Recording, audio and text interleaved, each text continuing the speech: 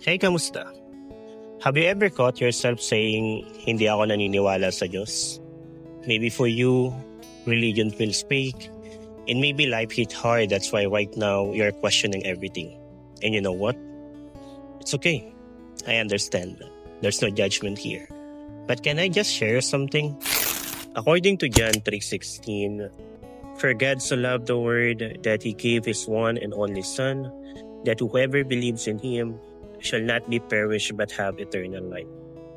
Let me share you 3 key components about this. Why for you matter? Sa dami ng tao sa mundo, more than 8 billion, madaling isipin na wala naman nakakapansin sa'yo. But sabi sa verse, God loved the world. And guess what? Kasama ka doon. Hindi ka accident, hindi ka background character sa life, you matter to God. Second, for one sacrifice, prove the love. Madaling sabihin I love you, pero pagdating sa sacrifice, dun sumasablay. Sabi sa verse, He gave His one and only Son. That Son is Jesus Christ, meaning God didn't just post love quotes, He proved it. He gave the most important person to Him so that you could have a chance to live differently. And the last one is you. Unlimited chance.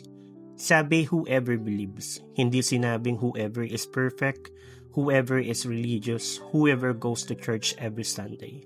Ang sabi, whoever. Kahit broken ka, kahit marami kang doubts, kahit ngayon mo lang narinig to, that invitation is still open for you. So if right now, hindi ka pa rin naniniwala sa Diyos, I get it. That's your choice. But before you scroll, maybe you ask yourself one honest question. What if the God I doubt is the same God who actually loves me? Because John 3:16 isn't just a religious quote, it's a message.